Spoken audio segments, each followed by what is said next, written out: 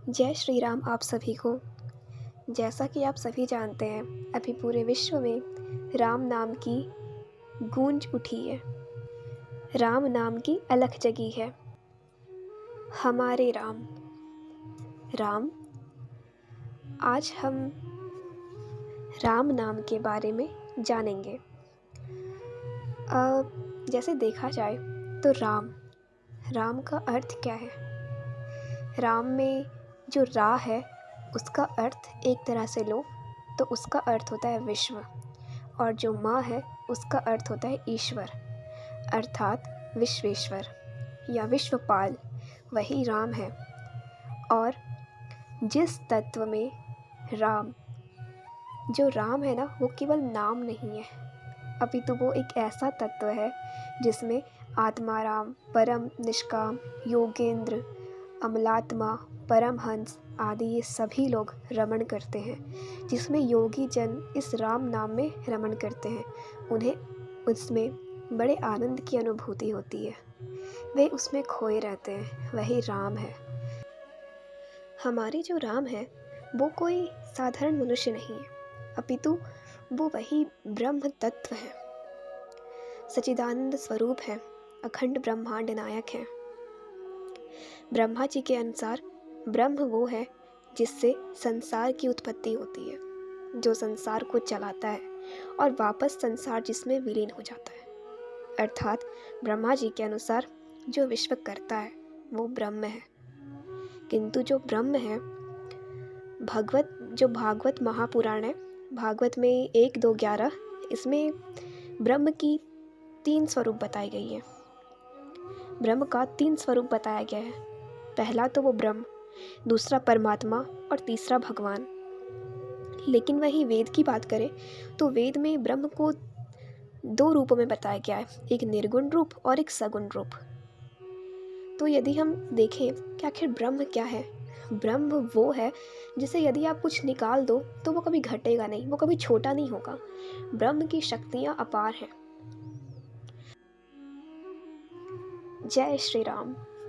हमारे राम केवल एक साधारण मनुष्य नहीं है, अपितु वो ब्रह्म है। वो जब वो ब्रह्म धरती पे अवतार लिए तो वो राम रूप में आए। अब उन्होंने अपना इतना गुण लीलाओं का विस्तार किया कि उनका पूर्ण रूप से वर्णन कर पाना तो एक ही बार में असंभव है। और आप कितना भी उनका वर्णन करो वो कभी समाप्त होगी ही नहीं, क्योंकि उनकी लीलाएं तो अनंत चलती ही जा रही है। हमारे राम को वीर कहा गया, कृपालु कहा गया, दयानिधि कहा गया, सच्चे सेवक भी बने अपने माता पिता के, गुरु के, सच्चे भक्त भी बने। उन्होंने जब शिव जी की आराधना की, सच्चे मित्र बने, निषाद राज से मिले। उसके बाद जब वो द्वापर में आए तो सुदामा के साथ मित्रता निभाई, एक सच्चे मित्र की। वो एक पत्नी व्रत है, धर्म के प्रतीक माने गए हैं हमारे राम, एक सच्चे पुत्र और एक अच्छे पुत्र। उन्होंने गृहस्थ धर्म का पालन, अपितु धर्म का पालन कैसे किया जाना है, उन सब का हमें संदेश दिए। जब मनुष्य अपने कर्म मार्ग से भटक जाता है, जब वो धर्म के मार्ग से भटक जाता है, तो वही ब्रह्म अनेक रूपों में हमारे साथ हमारे धरती पर आते हैं, अवतार लेते हैं और हमारे बीच रहकर हमसे बातें करते हैं और हमें सही मार्ग बताते हैं। उनकी लीलाएं तो अनंत हैं, जिनका बखान कर पाना इस छोटी सी वीडियो में तो असंभव है। बस इतना जान लीजिए कि उनकी लीलाएं अनंत हैं। हमारे जो राम है वो अत्यंत कृपालु है, कृपालु, दयानिधि। आखिर कैसे? चलिए इसकी एक छोटी सी कथा मैं आपको बताती हूँ। एक बार की बात है, जब राम सेतु का निर्माण हो रहा था तो जो बड़े बड़े वानर हैं वो बड़ी बड़ी शिलाएं लेकर समुद्र में डाल रहे थे। वहीं एक छोटी सी गिलहरी आती है और वो अपने शरीर को वहाँ की जो रेत होती है ना, उस रेत में अपने आप को बिल्कुल लपेट लेती है और उसके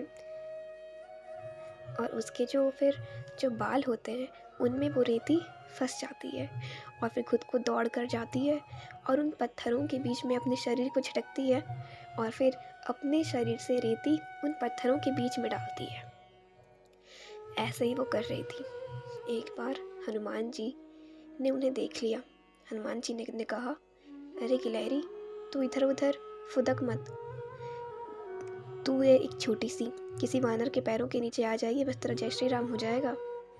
गिलहरी ने कुछ जवाब नहीं दिया। वो फिर से गई, रेती अपने शरीर पे लगाई और वापस जाकर उन शिलाओं के बीच में जाकर डालने लगी।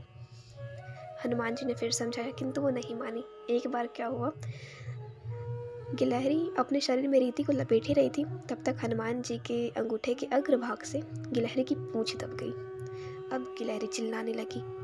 अब जब वो चिल्लाने लगी और फिर उसने कहा, अब जब हनुमान जी को आवाज़ सुनाई दी कि कोई चिल्ला रहा है, उन्होंने जब नीचे देखा तो उन्होंने देखा कि यही गिलहरी यहाँ पर चिल्ला रही है। उन्होंने कहा, अरे गिलहरी, मैंने तो तुझसे कहा था ना, लो तुम्हें चोट लग गई ना, इसलिए मैं तुम्हें मना कर रहा था, फिर भी तू फुदक रही थी।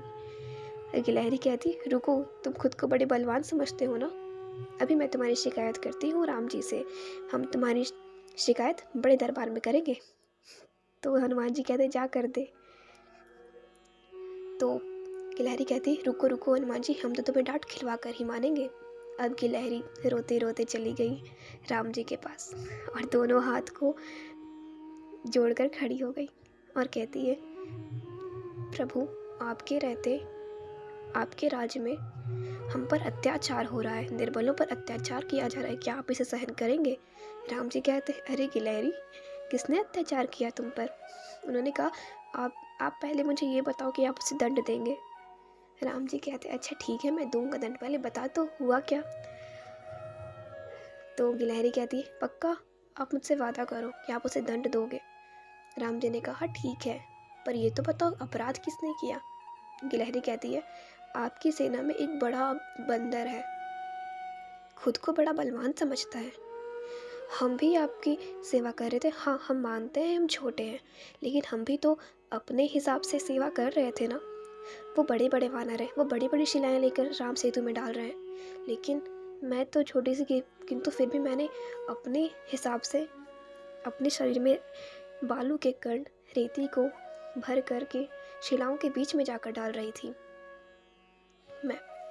तो राम जी कहते, ठीक है, तो आपके जो बंदर हैं, राम जी से गिलहरी करती है कि आपके यहाँ पे जो बंदर है ना, उसने मेरी पूंछ में घाव कर दिया। फिर राम जी ने उस गिलहरी को अपने हाथों में उठा लिया और उसके पीछे अपने हाथों से उंगलियों को फेरा। जब राम जी फेरते हैं तो उसका दर्द कम हो गया। फिर और तभी से कहते हैं कि गिलहरी के पीछे जो 3 उंगलियों के निशान हैं, वही राम जी के द्वारा दी गई है। फिर राम जी ने बोला कि अच्छा ठीक है, उस वानर को बुलाया जाए। अर्थात हनुमान जी फिर गिलहरी जाती है और हनुमान जी से बोलती है, चलो चलो चलो, तुम्हें राम जी बुला रहे हैं, अब तुम्हारे राम जी अच्छे से खबर लेंगे। गिलहरी कहती है हनुमान जी से। फिर हनुमान जी कहते हैं, ये गिलहरी बड़ी परेशान कर रही है, चलो चलता हूँ। फिर हनुमान जी आते हैं और वो कहते हैं, प्रभु आपने मुझे बुलाया। राम जी ने कहा, हाँ हनुमान, तुमने इस गिलहरी की पूंछ पे चोट क्यों की? उन्होंने कहा, हनुमान जी ने कहा, हमने चोट नहीं की प्रभु, हमने तो इन्हें कहा था कि तुम क्या बीच में इधर उधर फुदक रही हो, किसी के पैर के नीचे आ जाओगी, लग जाएगी। तो फिर राम जी बोलते, हाँ गिलहरी, तुमने कहा प्रभु हम तो आपकी सेवा कर रहे थे। तो फिर राम जी कहते हैं, फिर भी हनुमान, तुमसे अपराध तो हुआ है, तुमने एक भक्त का अपराध किया, इसका दंड तुम्हें भुगतना पड़ेगा। जिस प्रकार इस गिलहरी की पूंछ में घाव हुआ है, तुम्हारी भी एक जगह पूंछ कटेगी। हनुमान जी ने स्वीकार किया और राम जी ने हनुमान जी के सर पर एक लात मारी, थोड़ा सा बस ठोकर मारा था उन्होंने। गिलहरी बिल्कुल उछल उछल कर हंसने लगी। वो कहती, देखा हनुमान जी, देखा हनुमान जी, आपको राम जी ने पैर से मारा, देखा, अब आपको अच्छा लग रहा है ना। तो हनुमान जी कहते हैं, हनुमान जी की आंखों में आंसू आ गए। उन्होंने कहा, गिलहरी ये खुशी के आंसू हैं, क्योंकि गिलहरी कहती है कि देखा हनुमान जी, आप देखो रो रहे हो, अच्छा लग रहा है ना रोने में। तो हनुमान जी कहते हैं कि देखो गिलहरी, ये तो खुशी के आंसू हैं। आज तक प्रभु ने मेरे सिर पर केवल अपना हाथ रखा था, आज उनके चरण कमल भी मेरे सिर पर रख गए। फिर उसके बाद क्या होता है कि हनुमान जी कहते हैं, अच्छा गिलहरी तू ये बता, हम बड़े बड़े वानर इतनी बड़ी बड़ी शिलाएं लेकर राम सेतु बांध रहे हैं, लेकिन तू अपने शरीर पे इतनी छोटी छोटी रेती लेकर क्या कर रही है? राम जी ने भी कहा कि हाँ गिलहरी, तू ऐसा क्यों कर रही है? तो गिलहरी कहती है, राम जी, आपके यहाँ जो बंदर है ना, वो बस बड़े बड़े बस विशाल देखने में मिल लगते हैं, बुद्धि इनमें तनिक भी नहीं है। आप ज़रा ये बताओ, आप इन बड़े बड़े पत्थरों में चलेंगे, उनके बीच में भारी भरकम रिक्त स्थान है, अगर आप चलोगे तो उसमें चलने में आपके पैरों में चुभ सकते हैं, वो खाली स्थान आपके पैरों को चुभेंगे। तो हम क्या कर रहे थे कि हम वहाँ जाके रेती भर रहे थे ताकि आपके चरण कमल में वो मुलायम रहे, आपको ज़्यादा चोट ना लगे, आपको दिक्कत ना हो। हनुमान जी फिर सोचे और बोले कि अच्छा तू ज़रा ये बता कि तू इतना सा ले जाकर तो आखिर कितना ही भर पाएगी? राम से तो इतना बड़ा होने वाला है, फिर आखिर तेरे भरने से कितना ही भर पाएगा? गिलहरी कहती है, हम भले छोटे हैं, हम भले पूरा भर पाए या ना भर पाए, किंतु जितना भरेंगे हमारे प्रभु के पैर में उतनी कम परेशानी होगी। ये बात सुनकर हनुमान जी की आंखों में आंसू आ गए और उन्होंने कहा, गिलहरी तो सच में महान है। इस प्रकार राम जी ने उस छोटी सी गिलहरी पर भी कृपा किया और दोनों ही पर अपनी कृपा बनाए रखे। भक्त के पीछे सदैव भगवान रहते हैं और भगवान के पीछे सदैव भक्त रहता है। हमारे राम तो करुणामयी भी हैं, इतने करुणामयी कि गंगा पार लगाने वाले केवट को उन्होंने भवसागर पार लगाने का वादा कर दिया।